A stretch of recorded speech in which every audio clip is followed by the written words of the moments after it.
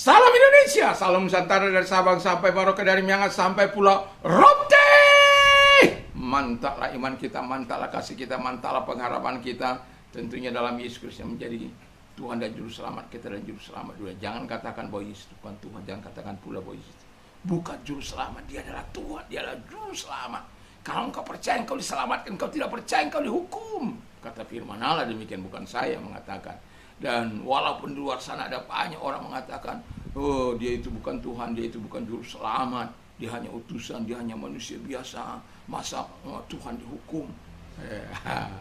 Masa manusia bisa naik surga?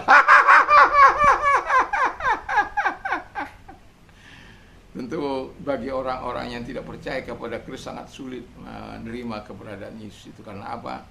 Dia adalah manusia 100% dan dia Tuhan 100%.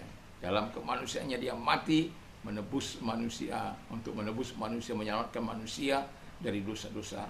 Seharusnya kita di kayu salib, tetapi dia menggantikannya dan mati di kayu salib dan kemudian turun ke dalam dunia orang mati. Hari ketiga dia bangkit dari sana, dari dunia orang mati. Dia mengambil kunci jurang madu dan kerajaan maut, dan kemudian dia naik ke surga untuk memberikan hidup yang kekal bagimu dan bagi saya. Puji nama Tuhan, percayalah, karena Yesus sudah berkata, akulah jalan dan kebenaran dan hidup, tidak seorang sampai kepada Allah kalau tidak melalui aku. Dan dia juga, Rasul Paulus berkata, dan keselamatan tidak ada dalam siapapun juga selain dalam dia yang memberi, di dalam dia dan di bawah kolong langit ini tidak ada nama lain yang diberikan kepada manusia yang olehnya kita diselamatkan selain dalam nama Yesus itu. Dan karena begitu besar kasih Allah akan dunia ini, sehingga ia mengaruniakan anak yang tunggal supaya setiap orang percaya kepadanya tidak binasa. Doa dan harapan saya, kita memilih yang terbaik. Dan kiranya kekuatan Tuhan, kekuatan firman, kekuatan Roh Kudus menolong kita untuk sesi rehat ini sebelum kita tidur mendengarkan firman Allah. Kiranya Tuhan memberkati kita. Puji nama Tuhan. Mari kita tunduk kepala, kita berdoa. Terima kasih Bapa di surga. Biarlah Kristus sebagai hal yang paling utama dalam hidup kami. Dalam nama Yesus, haleluya. Amin. Saya membacakan lanjutan dari Filipi 2 ayat 25 sampai dengan 30. Ya, demikian bunyi firman Allah. Sementara itu kuanggap perlu mengirim Epafroditus kepadamu, yaitu saudaraku dalam teman sekerja, teman seperjuangan yang kamu utus untuk melayani aku dalam keperluanku, karena ia sangat rindu kepada kamu sekalian dan susah juga hatinya sebab kamu mendengar bahwa ia sakit. Memang benar ia sakit dan nyaris mati, tapi Allah mengasihi dia dan bukan hanya dia saja, melainkan aku juga, supaya duka citamu jangan bertambah-tambah. Itulah sebabnya aku lebih cepat mengirimkan dia. Bila kamu lihat dia, kamu dapat bersuka cita pula dan berkurang duka citamu. Jadi sambutlah dia dalam Tuhan dengan segala sukacita dan hormatilah orang-orang seperti dia. Sebab oleh karena pekerjaan Kristus ia nyaris mati dan mempertaruhkan jiwanya untuk menengok apa yang kurang dalam pelayananku dalam pelayananmu kepadaku. Puji nama Tuhan. Habis kita berbicara tadi pagi tentang Timotius, sekarang kita berbicara soal Epafroditus. Dan saya memberikan tema Kristus sebagai hal yang utama. Jadi bagi Epafroditus, Kristus sebagai hal yang paling utama dalam hidupnya. Mudah? Tidak. Tetapi dia telah berjuang untuk itu. Nah, orang yang menjadikan Kristus sebagai hal yang utama dalam Kristus adalah hidupnya. Yang pertama, dia tidak mencari kesenangan untuk kepentingan sendiri. Kan ada orang mencari kesenangannya dalam pelayanannya, mencari kesenangannya sendiri, kepentingannya sendiri, semua untuk dia, aku. Ya. Dan saya mau katakan kepada kita, biarlah kita sebagai orang yang mengutamakan Kristus dalam hidup kita, tidak mencari kesenangan kita sendiri. Tapi kalau senang, sama-sama senang. Kalau susah, sama-sama susah. Kalau menderita, sama-sama menderita. Itu yang mengutamakan Kristus. Jangan ada begini, kalau uangmu, uangku bukan uangmu.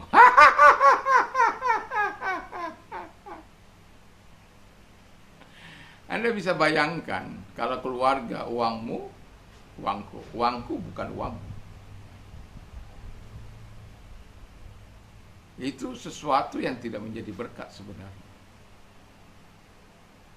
Tapi apakah kita harus berperang gara-gara yang demikian? Tidak perlu.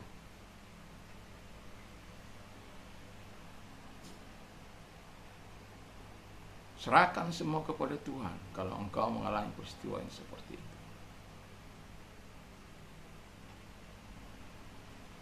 Serahkan dia dengan firman Allah.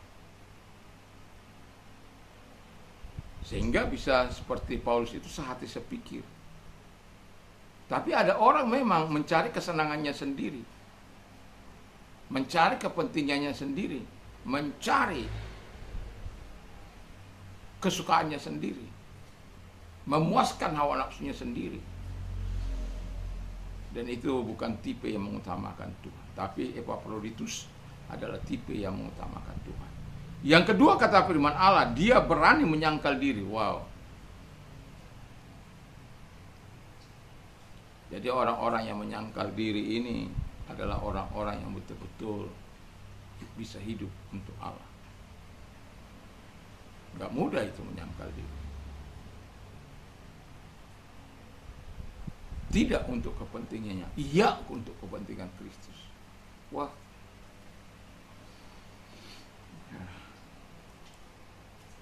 Semoga ada banyak orang-orang yang betul-betul berjuang. Dan jangan juga orang-orang memanfaatkan orang-orang seperti ini. Tapi Tuhan itu jauh lebih tahu, ya. Tuhan itu jauh lebih tahu. Kadangkala saya prihatin, ya, kalau sekolah-sekolah Kristen, sekolah-sekolah yang berbau kasih katanya, tetapi kadang lebih sadis dari sekolah-sekolah yang bukan Kristen. Ini sorry ini. Karena apa? Kalau guru-guru mereka ingin mencari yang terbaik, bukannya didukung, diancam malah.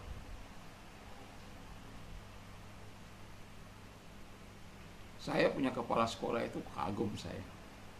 Ya. Itu guru-gurunya mau jaga. Itu dia dukung betul itu. Dia tidak pernah hanya memikirkan dirinya. Tapi kadang-kala saya itu menjadi terkejut karena saya bukan hanya ngomong. Saya pernah di sekolah Kristen.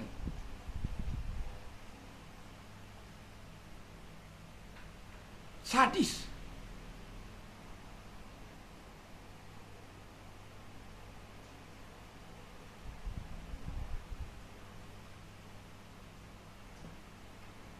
Tugas abrek-abrek, tapi tidak ada ya alasan, ya ini kan pelayanan kasih nih. Kalau sama Anda ya pelayanan kasih lah ya, sama kami ya pelayanan profesional.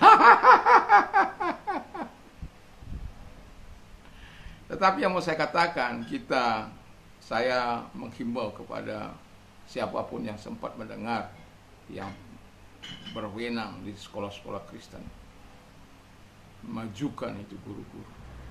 Kalau mau sekolah, kalau mau dia cari apa, dukung dia, berikan support. Kalau kita berani memberi yang terbaik, akan datang yang terbaik juga. Tapi kalau dengan power kita mencoba mengintimidasi, menekan, kita rugi sendiri. Nama kita jadi buruk.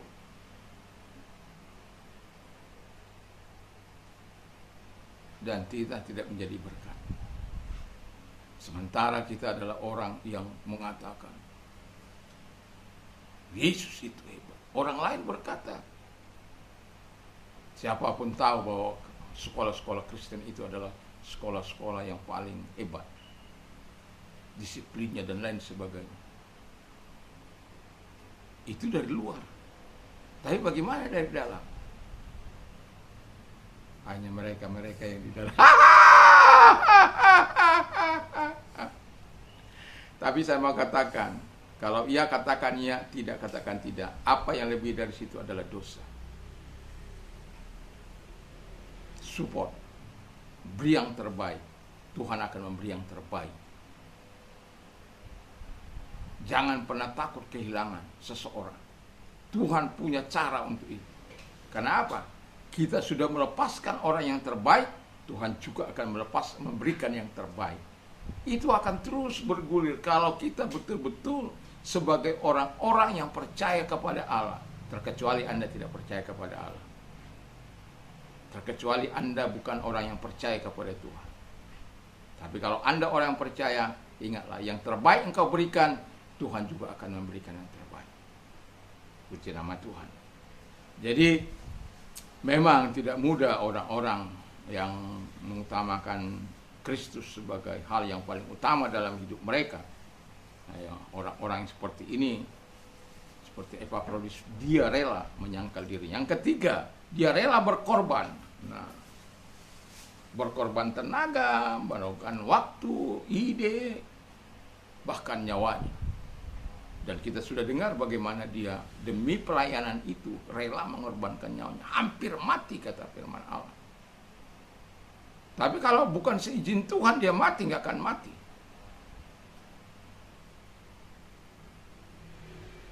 Waktu kerusuhan 171, pedang di leher saya. Karena saya ada di tengah-tengah mereka. Karena saya pada waktu itu mau berangkat ke Bali. Jadi saya sudah siap-siap, tetapi saya menunggu waktu yang baik untuk bisa. Jadi saya ada di rumah bersama keluarga. Jadi mereka tendang rumah saya itu.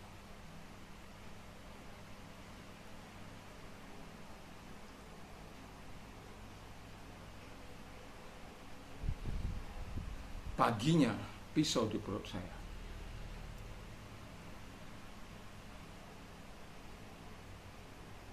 Saya ingin hanya melihat apa yang sudah bayangkan dari jam 4 sampai pagi, kira-kira jam 8 saya. Tidak ada satupun yang lagi yang tinggal di rumah saya itu. Tidak ada satupun terkecuali kata-kata hinaan kepada Yesus Kristus. Kata-kata yang tidak layak.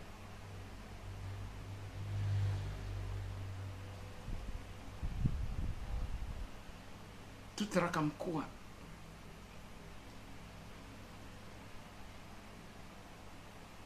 Tapi saya berkata, kalau bukan misalnya dia tidak punya kekuatan untuk menarik itu. Nyawa saya itu bukan di tangan Anda.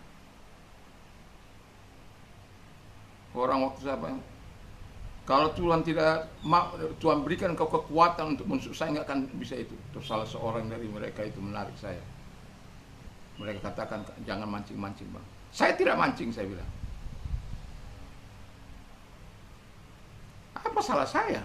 Ini kan masih rumah saya, masih tempat saya. Walaupun itu kontrak.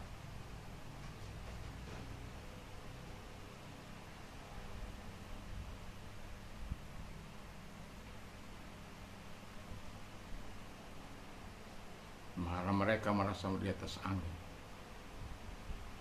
Tapi hukum itu luar biasa. Ya. Kau tabur, kau tuai.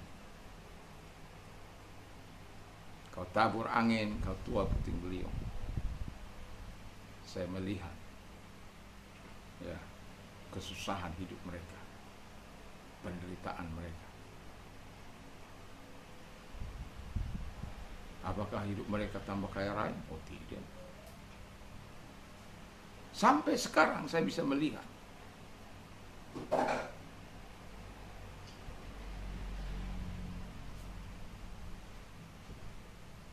Jadi kita harus rela berkorban. Tenaga, uang, dan lain sebagainya. Termasuk rela berkorban tentang perasaan untuk tidak sakit hati kepada orang yang melakukan kekerasan. Rela mengampuni mereka, berkorban mengampuni mereka, sama seperti Yesus mengampuni kita. Wow. Yang terakhir kata firman Allah adalah yang terakhir. Epafroditus mementingkan kepentingan Tuhan. Jadi yang dia lakukan bagaimana sama seperti itu si Timotius, betul-betul hanya bagaimana si Tuhan senang, bagaimana si Tuhan bisa dimuliakan dari hidup saya, dalam pelayanan saya, dalam perkataan saya, dalam perbuatan saya, dalam sikap saya, dalam apa yang saya perbuat dan apa yang saya lakukan. Bagaimana Tuhan itu dimuliakan, bagaimana Tuhan itu ditinggikan.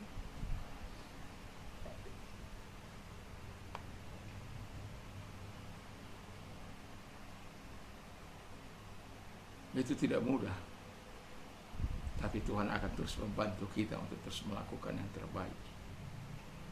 Biarlah Kristus sebagai hal yang utama dalam hidup kita, dan Dia harus menjadi kepala dalam seluruh kehidupan kita, menjadi pemimpin, supaya kita bisa memberikan yang terbaik dan terutama hanya kepada Tuhan, melalui hidup kita, melalui perkataan kita, melalui perbuatan kita, melalui sikap hidup kita, sehingga nama Tuhan dimuliakan. Mari kita tunduk kepada kita berdoa.